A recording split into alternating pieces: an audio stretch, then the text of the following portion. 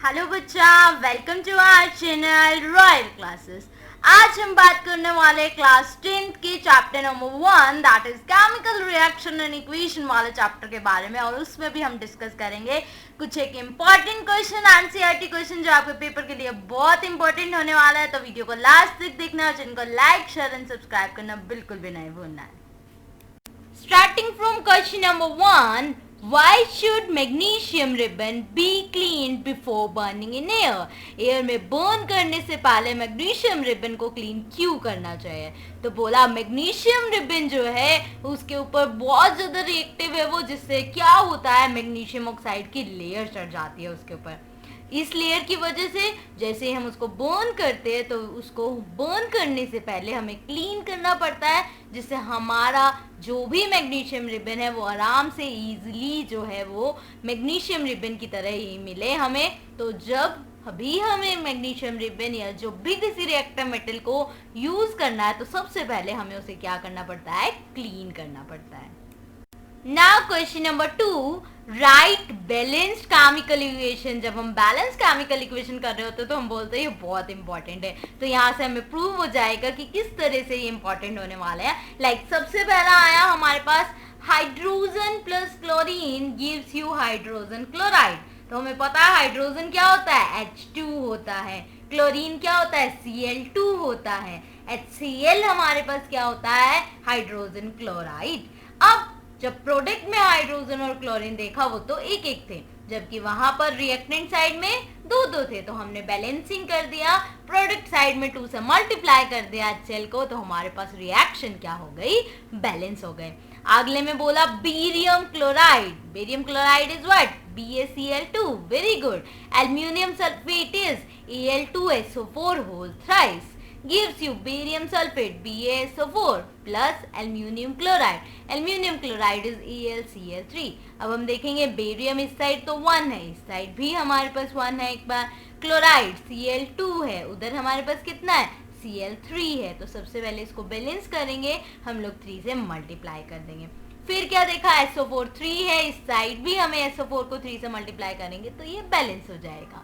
Next question आया, sodium plus water gives you sodium hydroxide plus hydrogen.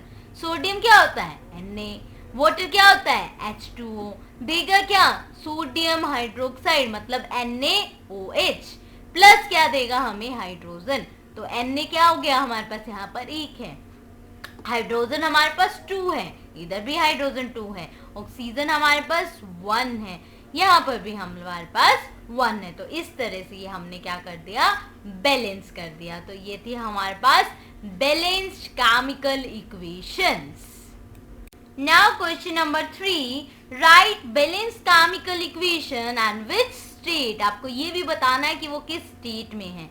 सबसे पहले बोला सॉल्यूशन ऑफ बेरियम क्लोराइड मतलब BaCl2, और BaCl2 हमें किस फॉर्म में मिलता है, एक्वस फॉर्म में। And sodium sulphate, sodium sulphate in water मतलब एक्वस फॉर्म वाला लेना है। तो सोडियम सल्फेट का formula Na2SO4 gives you barium sulphate and sodium chloride. तो बेरियम सल्फेट क्या होता है, BaSO4, सोडियम क्लोराइड NaCl। तो क्या देखा हमने, यहाँ सोडियम 2 है, इधर प्रोडक्ट साइड में 1 है, तो हमने क्या कर दिया, 2 से मल्टीप्लाई कर दिया। तो क्या हो गया, 2NaCl, कंप्लीट हो गया। नेक्स्ट में बोला sodium hydroxide solution in water मतलब NaOH, वाटर में एक्वस फॉर्म में, gives react with HCl in water मतलब एक्वस फॉर्म में, gives you sodium chloride and water. Sodium chloride is NaCl and water is H2O। तो हमने देखा यहाँ भी Na सेम, रिएक्टेंट में भी, प्रोडक्ट में भी, H भी सेम, O भी सेम, Cl भी सेम। इसका मतलब ये तो ऑलरेडी बैलेंस है। तो रिएक्शन हमारे पास क्या हो गई, balance chemical equation with symbols. इसमें AQSL ये लिखना मतलब हमने सिंबल्स लिख दिए। Okay, now next question is a solution of substance X is used for white washing. White washing के लिए हम लोग एक X सब्सटेंस ले रहे हैं। Name the substance X। X का नाम बताइए। तो X का नाम हमारे पास क्या होता है, कैल्शियम ऑक्साइड। कैल्शियम ऑक्साइड हमारे पास इसका फॉर्मूला पूछेंगे, दैट इज CaO, और जब ये वाटर के साथ रिएक्ट हो जाता है तो ये बना देता है slaked lime, that is CaOH whole twice, calcium hydroxide. तो एक सॉल्यूशन हमारे पास बन गया कैल्शियम हाइड्रोक्साइड का। नेक्स्ट क्वेश्चन आया हमारे पास, why is the amount of gas collected in one of the test tube in test. हमारी एक एक्टिविटी दे रखी है 1.7, that is electrolysis of water. Water का इलेक्ट्रोलिसिस मतलब वाटर का डीकम्पोजिशन।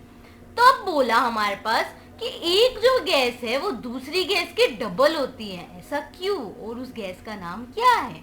तो बोला जब हम वाटर का इलेक्ट्रोलाइज करते हैं तो हम देखते हैं कि एक पे तो हाइड्रोजन होता है और एक पे ऑक्सीजन होता है, क्योंकि वाटर के अंदर H2O। अब जब हम उसमें देखते हैं तो दो मॉलिक्यूल्स वाटर के हम ले रहे हैं, जिसमें दो मॉलिक्यूल हाइड्रोजन के मिल रहे हैं बट वन मॉलिक्यूल ऑक्सीजन का मिल रहा है। इसका मतलब हमारे पास क्या हुआ, ऑक्सीजन से हाइड्रोजन क्या है, डबल अमाउंट में है। तो यही हमारे पास क्वेश्चन था, तो गैस का नाम आ गया हाइड्रोजन गैस। तो हाइड्रोजन गैस हमारे पास डबल होगा एज कंपैरिजन टू ऑक्सीजन।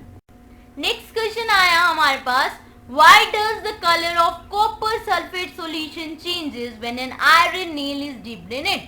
जब हम आयरन नेल डाल देते हैं हमारे कॉपर सल्फेट में तो क्या होता है। तो बोला आयरन तो भाई मोर रिएक्टिव है कॉपर से, तो जैसे ही आयरन को मोर रिएक्टिव हुआ कॉपर से तो डिस्प्लेसमेंट रिएक्शन हो गई और कलर जो है वो चेंज हो जाता है कॉपर सल्फेट का। कॉपर सल्फेट का कलर होता है ब्लू, बट वो चेंज होकर हमारे पास किसका हो जाता है, लाइट ग्रीन कलर का। और इसी वजह से हम कहते हैं हमारी डिस्प्लेसमेंट रिएक्शन हो गई with the help of reactivity series. Next question आया हमारे पास, give an example of double displacement reaction. Double displacement reaction का कोई एक एग्जांपल दीजिए। तो बोला सबसे पहले हमें सिंपल सा एग्जांपल लेते हैं, that is neutralisation reaction. Acid plus base gives you salt plus water, that is example of double displacement reaction. तो NaOH plus HCl gives you NaCl plus H2O। तो ये एग्जांपल हमारे पास किसके हैं, डबल डिस्प्लेसमेंट रिएक्शन के। Next question आया हमारे पास, identify the substance that are oxidised and the substance which are reduced in the following reaction. Following reaction हमें गिवन है, हमें बताना है ऑक्सीडेशन किस में होगा और रिडक्शन किस में होगा। हमने पढ़ा है ऑक्सीडेशन मतलब जिसमें ऑक्सीजन ऐड हो, रिडक्शन मतलब जिसमें ऑक्सीजन कम हो। 4Na plus O2 gives you 2Na2O। तो इसमें Na के पास अब Na2O हो गया, मतलब ऑक्सीजन ने गेन कर लिया है। तो जब ऑक्सीजन गेन कर लेता है तो ऑक्सीडेशन हो जाती है। अगले में बोला copper oxide converted into copper, मतलब ऑक्सीजन लेस हो गया है। जहां पे ऑक्सीजन लेस हो गया है इसका मतलब वहां पर हमारे पास रिडक्शन हो गई है। और हाइड्रोजन से क्या बन गया है, H2O, मतलब ऑक्सीजन गेन हो गया। और जहां ऑक्सीजन गेन हुआ वहां पर हमारे पास क्या हो गया, सब्सटेंस ने गेन कर लिया ऑक्सीजन, और गेन करने का मतलब है ऑक्सीडेशन हो गई। तो ये थे हमारे कुछ एक ऐसे इंपॉर्टेंट क्वेश्चन जो आपके पेपर और आपकी नॉलेज के लिए बहुत इंपॉर्टेंट होने वाले हैं। और ऐसे ही नेक्स्ट इंपॉर्टेंट क्वेश्चन को देखने के लिए चैनल को लाइक शेयर एंड सब्सक्राइब करना बिल्कुल भी नहीं भूलें। और साथ ही साथ अपने व्हाट्सएप स्टेटस, अपने फेसबुक फ्रेंड सबके साथ इसको शेयर करिए और सब्सक्राइब करवाने में हेल्प कीजिए। Thank you.